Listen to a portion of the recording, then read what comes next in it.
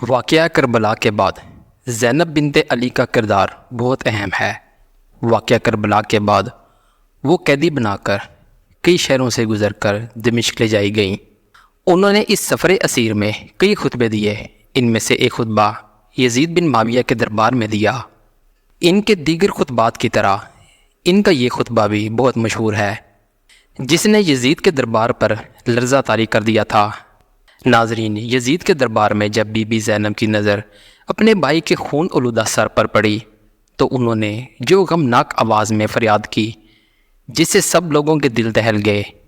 آپ نے فرمایا تھا، اے حسین، اے محبوب خدا، اے مکہ و مدینہ کے بیٹے، اے فاطمہ الزہرا کے بیٹے، اے محمد مصطفیٰ کی بیٹی کے بیٹے۔ پھر یہ معروف خطبہ دیا جس نے دشمن حسین کے مقاصد کو خاک میں ملا دیا۔ راوی اس واقعے کی نقل کرتے ہوئے کہتا ہے کہ خدا کی قسم، بی بی زینب کی آواز سے وہ تمام لوگ رونے لگے جو یزید کے دربار میں بیٹھے ہوئے تھے، اور یزید اس طرح خاموش بیٹھا ہوا تھا جس طرح اس کو سانپ سونگھ گیا ہو۔ یزید نے خزران کی لکڑی لانے کا حکم دیا۔ پھر یزید نے اس لکڑی کو امام حسین کے لبوں اور دانتوں پر لگایا۔ ابو زرزہ جو صحابی رسول تھے وہاں پر موجود تھے۔ آپ نے یزید کو مخاطب کر کے کہا، اے یزید، تو نے اس چھڑی سے فرزند فاطمہ کے دندان مبارک پر مارا ہے۔ میں نے اپنی آنکھوں سے دیکھا ہے کہ پیغمبر اکرم حسین اور ان کے بھائی حسن کے لبوں اور دندان مبارک کو بوسہ دیتے اور فرماتے تھے کہ تم دونوں جوانان جنت کے سردار ہو۔ جو تمہیں قتل کرے خدا اس کو قتل کرے اور اس پر لعنت کرے اور اس کے لیے جہنم کو آمادہ کرے، اور وہ بہت خراب جگہ ہے۔ یہ سن کر یزید غصے سے چیخنے لگا اور حکم دیا کہ صحابی رسول کو نکال دو۔ ناظرین، یزید نے جب حضرت امام حسین کے دندان اور ہونٹوں پر چھڑی پھیر کر بے رحمتی کی اور فخریہ اشعار پڑھے تو زینب بنت علی سے نہ رہا کیا، انہوں نے کھڑے ہو کر وسیع خطبہ فرمایا، یزید کی تحقیر اور مذمت کی، اہل بیت کی شان بیان کی اور لشکر یزید کے مظالم بیان کیے۔ زینب بنت علی نے خطبہ اللہ کے نام سے شروع کیا۔ سب تعریفیں اس خدا کے لیے ہیں جو کائنات کا پروردگار ہے، اور خدا کی رحمتیں نازل ہوں پیغمبر اکرم صلی اللہ علیہ وآلہ وسلم پر اور ان کی پاکیزہ اہل بیت پر۔ اے یزید، تو کیا سمجھتا ہے؟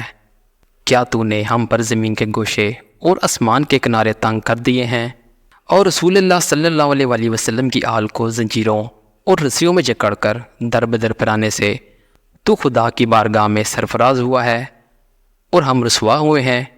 کیا تیرے خیال میں ہم مظلوم ہو کر ذلیل ہو گئے اور تو ظالم بن کر سر بلند ہوا ہے؟ تو کیا سمجھتا ہے کہ ہم پر ظلم کر کے خدا کی بارگاہ میں تجھے شان و مقام حاصل ہوگا؟ آج تو اپنی ظاہری فتح کی خوشی میں سرمست ہے، مسرت و شادمانی سے سرشار ہو کر اپنے غالب ہونے پر اترا رہا ہے۔ اپنی غلط سوچ پر مغرور نہ ہو اور ہوش کی سانس لے۔ کیا تو نے خدا کا یہ فرمان بھلا دیا ہے کہ حق کا انکار کرنے والے یہ نہ سمجھے کہ ہم جو انہیں مہلت دیتے ہیں یہ ان کے حق میں بھلائی ہے؟ ہم انہیں مہلت اس لیے دیتے ہیں کہ وہ گناہ میں زیادتی کرے اور ان کے لیے خوار کرنے والا عذاب ہے۔ اے یزید، تو نے اپنی مستورات اور لونڈیوں کو چادر اور چار دیواری کا تحفظ فراہم کر کے پردے میں بٹھایا ہوا ہے، جبکہ رسول زادیوں کو سربرہنا کر کے در بدر پھرا رہا ہے۔ تیرے حکم پر رسول زادیوں کو بے نقاب کر کے شہر با شہر پھرایا گیا۔ اے یزید، یاد رکھ کہ خدا آل رسول پاک کا تجھ سے انتقام لے کر ان مظلوموں کا حق انہیں دلائے گا اور انہیں امن و سکون کی نعمت سے مالا مال کر دے گا۔ خدا کا فرمان ہے کہ جو لوگ اللہ کی راہ میں مارے گئے ہیں انہیں مردہ نہ سمجھو، بلکہ وہ زندہ ہیں، اپنے رب کے ہاں سے رزق دیے جاتے ہیں۔ اے یزید، تو جتنا چاہے مگر فریب کر لے اور بھرپور کوشش کر کے دیکھ لے، مگر تجھے معلوم ہونا چاہیے کہ تو ہماری یاد لوگوں کے دلوں سے مٹا نہیں سکتا۔ تو یہ خیال اپنے دل سے نکال دے کہ ظاہر سازی کر کے ہماری شان و منزلت پالے گا۔ تو نے جس گھنونے جرم کا ارتکاب کیا ہے اس کا بدنما داغ اپنے دامن سے نہیں دھو پائے گا۔ تیرا نظریہ نہایت کمزور اور گھٹیا ہے۔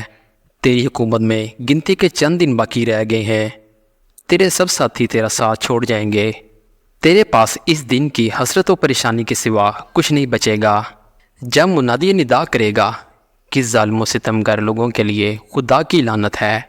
ایسی مزید انفارمیٹیو ویڈیوز دیکھنے کے لیے ہمارے چینل کو لائک اور سبسکرائب کریں۔ اپنا بہت سا خیال رکھیے گا۔